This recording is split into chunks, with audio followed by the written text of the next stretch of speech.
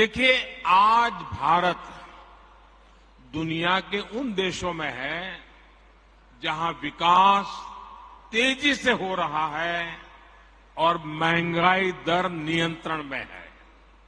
आप कल्पना कर सकते हैं कि कोरोना के बाद दुनिया के कितने ही देश हैं जहां महंगाई ने सारे रिकॉर्ड तोड़ दिए हैं। उन देशों में गरीब हो, मध्यम वर्ग हो, आज महंगाई की वजह से हाहाकार मचा हुआ है। आप हमारे पड़ोस में ही देखें तो पाकिस्तान में महंगाई दर कितनी है? 38% से ज्यादा महंगाई है, 38%। श्रीलंका में महंगाई दर कितनी है? 25% से ज्यादा है। बांग्लादेश में महंगाई कितनी है? 10% के आसपास है। और भारत में महंगाई का दर कितना है? 5% से भी कम है।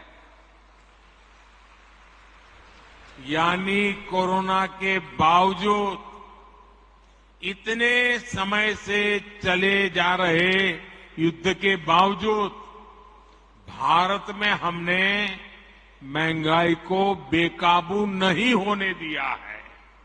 और आपने ये बात बहुत अच्छी कही कि भाजपा सरकार का जोर तो लोगों को ज्यादा से ज्यादा बचत कराने पर है।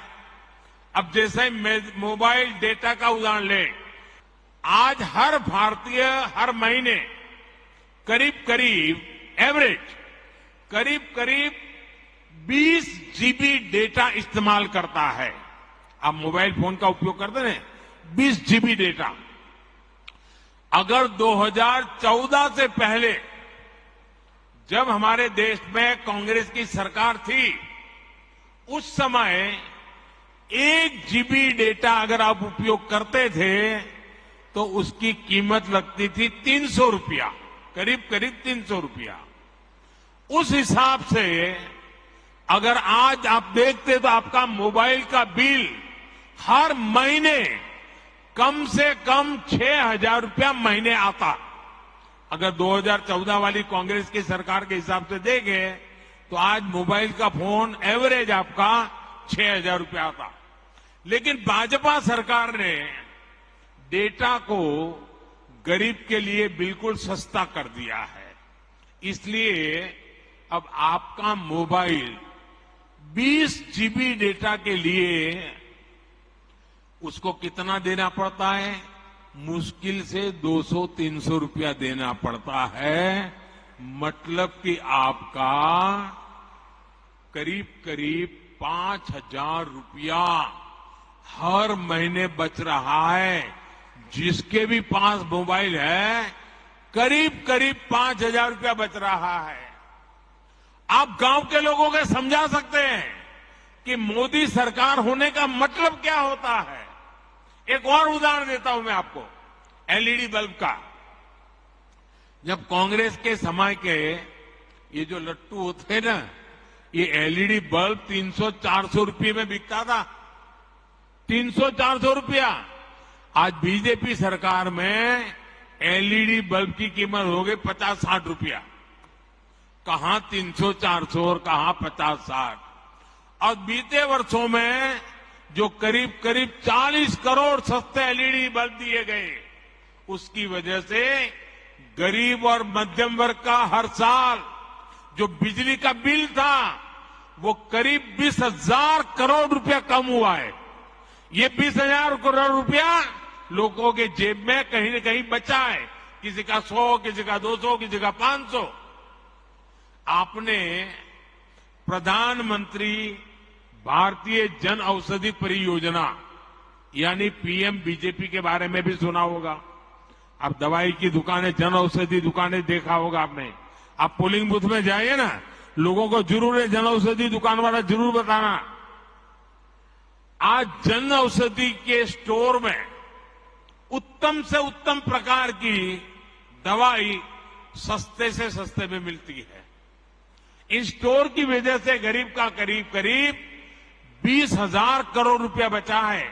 अगर एक परिवार में 60, 70, 80 साल के बुजुर्ग है और डायबिटीज है, अगर उनको महीने में 2,000 की दवा लगती है तो जन औषधि केंद्र में 100-150 रुपये में दवाई मिल जाती है और उनका महीना भर निकल जाता है। ये लोगों का पैसा बचाने का भाजपा का ये तरीका है। दोस्तों, आपके बूथ में ऐसे भी बहुत लोग होंगे जिन्होंने आयुष्मान भारत योजना का लाभ लिया है। आयुष्मान भारत योजना से गरीबों को अस्पताल में 5 लाख रुपए तक के मुफ्त इलाज की सुविधा मिलती है।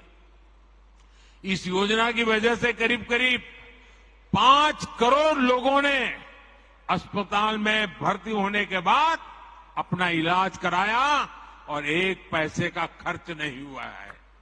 अगर आयुष्मान भारत योजना नहीं होती तो इन गरीबों को अपने इलाज में 80,000 करोड़ रुपए से ज्यादा खर्च करना पड़ता। अभी 80,000 करोड़ बचा कि नहीं बचा? ये गरीब का भला हुआ कि नहीं हुआ? ये मध्यम वर्ग के परिवार का भला हुआ कि नहीं हुआ? साथियों, गरीबों की सेवा का ये भाव, गरीब की जेब की चिंता, भाजपा हर पल उनकी मदद में खड़ा रहता है और यही भाजपा की पहचान है।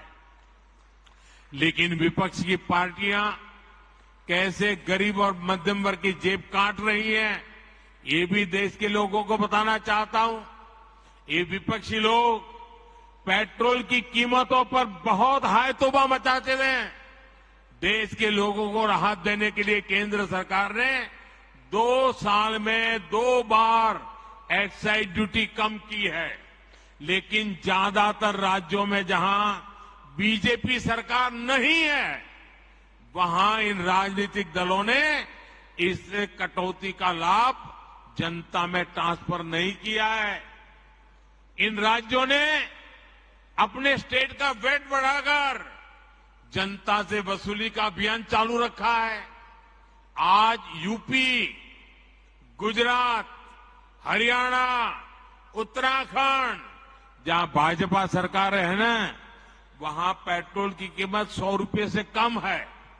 लेकिन बिहार में पेट्रोल 107 रुपया, राजस्थान में 108, तेलंगाना में 109, केरला में 110। क्यों भाई? इन राज्यों में जिन दलों की सरकारें हैं वो जनता के साथ, गरीब और मध्यम वर्ग के साथ विश्वासघात कर रहे हैं। साथियों, इन राज्यों के बूथ कार्यकर्ताओं को ये सच्चाई अपने बूथ के लोगों के सामने बार बार उजागर करनी चाहिए। पेट्रोल स्टेशन पे जाके खड़े होकर पर्चे बांटने चाहिए। देखिए, गुजरात में इतने में मिलता है, यूपी में इतने में मिलता है, भाजपा राज्य में इतने में मिलता है, ये केरल में इतने में मिलता है, तेलंगाना में इतने में मिलता है, बिहार में इतने में मिलता है। तो लोग चौंक जाएंगे क्या हो रहा है। और इसलिए चीजों की जानकारियों के साथ आप जितना बताएंगे उतनी आपकी सच्चाई पर लोगों का विश्वास बढ़ेगा। भाइयों,